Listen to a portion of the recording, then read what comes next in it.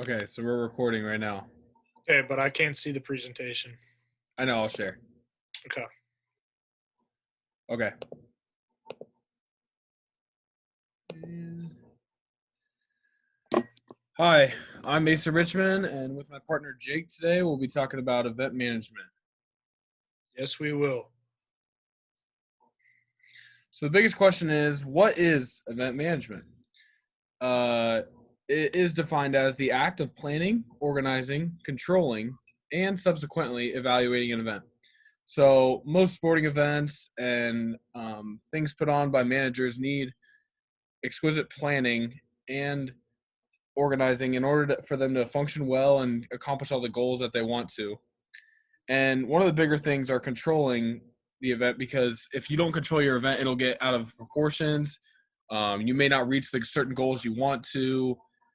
The event itself may not have the overall impact that you want. And through this, you can evaluate how you did on it, and for future events, plan out a little bit better situations. So some events that might need it are 7-on-7 tournaments, just in general, sporting events, any kind of advertising, any kind of sports night at a ballpark or anything.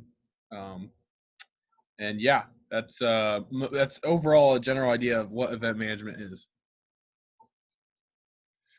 So I'm gonna start off with International Management Group, or also known as IMG, and we're gonna start basic. What the basic definition is, and basically, it's the world's premier and most diversified sports, entertainment, and media company. And basically, their goal is to help grow clients' businesses through event properties, media production and distribution, talent brands, sponsorship consulting, brand licensing, and sponsorship sales. And the founder of IMG, or International Management Group, is Mark McCormack, and Mason will get into that on a different slide about who he is and what he has done to this company. Perfect. So Mark McCormack, he is now deceased, sadly, but he's known for being the founder of IMG. Some of his occupations he had while he was there was he was a big sports entrepreneur. You know, he started his own company, and through it was able to show a different market for event management and other parts of sports and sports management itself. He was also a lawyer and a marketing pioneer in the game. Um, Mark represented a lot of famous celebrities. Some of the name would be Charles Barkley, Derek Jeter, Tiger Woods, and overall, Mark just contributed so much to the industry. He basically founded the industry, and created this idea of how one company can become so large, almost looking like a monopoly on the outside, but the company itself actually dominates the industry of event management while providing certain goals for others and setting goals in general. Yeah, and I Mark got also contributed to the idea of including media and sports media into event management. So, Yeah, I got one more thing to add on Mark McCormack and like IMG in general. So basically, they've been, like you said, they've been dominating the game of event management, and for like going on 3 decades now. And like you said, look at all the famous people that is a part of IMG, and what a big impact it was into the event management world. huge impact. Yeah. So going on some definitions. Tournaments, a series. The definition is a series of games or contests that make up a single unit or competition. Uh, Obviously, March Madness is a big tournament, for example, and they're competing for the national championship, and it makes tons of money worldwide, especially with agencies and stuff, and just money in general because of how many people do brackets and whatnot. Sponsorship, when a person or organization pays or for or plans or carries out events. There's two types of sponsorships, like a sponsorship like LeBron James, he's sponsored by Sprite, Nike, etc. Also, like Nike does a lot of events that they sponsor too, which can get their organization out there or whatnot, so they can get money into their business, like Nike football camps, like the opening or whatnot, or Nike basketball camps, like the top 100 elite. So basically, they sponsor these things and they can get their name and brand out there while getting money back. And a full service agency, so advertisement agencies that handle promotions and marketing.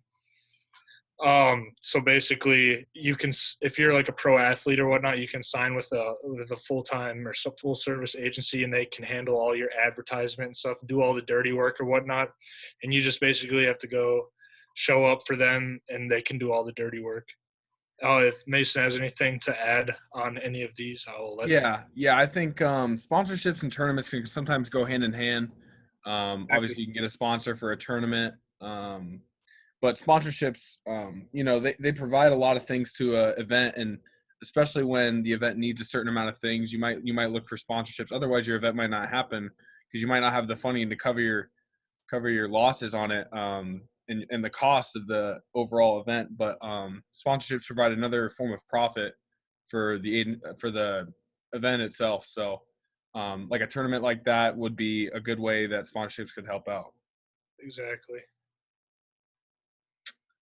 So here's some more definitions. Um, we have media planning, which produces a media schedule for an advertising campaign based on the objectives for reach, frequency, and impact.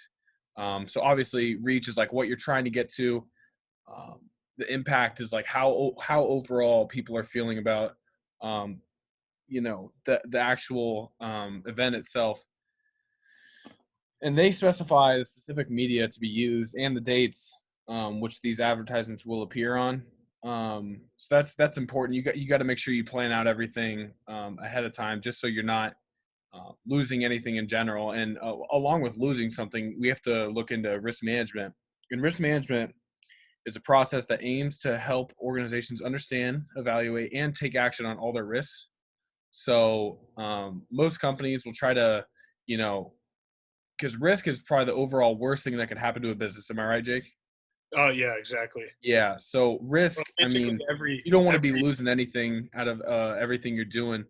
So in general, you're just trying to minimize risk as much as you can. And while you're doing that, you have to focus on the things that might influence more risk and more loss from your and costs overall from your event.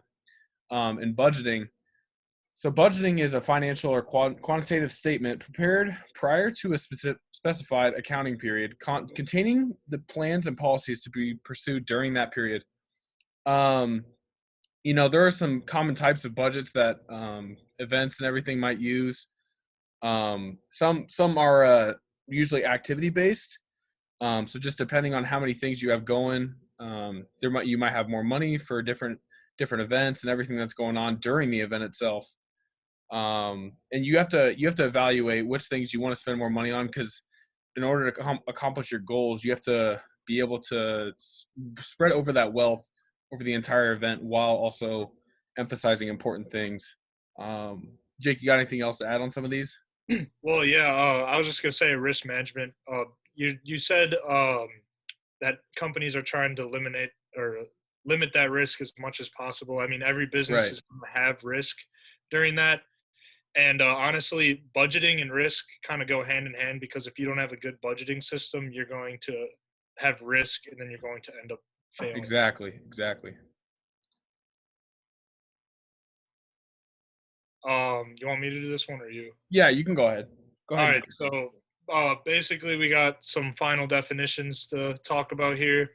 The first one is activity based budgeting, which is establishing the activities that incur cost in each function of an organization, defining relationships between activities, and using the information to decide how much resource should be allowed for each activity in a budget. So this is basically budgeting enhanced more towards an activity, so you can have enough money to have a successful activity, and you have enough money to budget. And the next definition is volunteer, and this is a person who, in relation of any transaction, has not given compensation. And the last definition would be consideration, a tangible benefit exchanged as part of a contract. It usually consists of promise to do or not do something.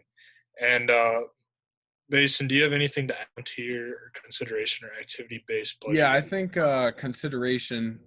You just have to overall think of the plan you're putting out. You know, what do you want to accomplish through the thing? You have to consider like things like how many people are going to be working on your budget itself, like we were talking about with budgeting earlier. Setting Exactly. times and dates, and like you said, you know, it's a tangible benefit, part of a contract, and you know, you just have to have this overall idea of, you know, are you going to do this? Are you not?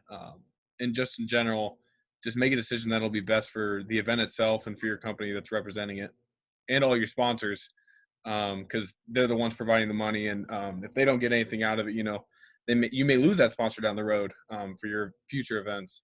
Exactly. Hit that right on the Uh, head. yeah, so that's our presentation. Obviously, we use these Oxford dictionaries um, for some sources just for these definitions and everything. And with that, I appreciate your time. Jake, you got anything else? No, appreciate the time and thank you for listening. Thank you.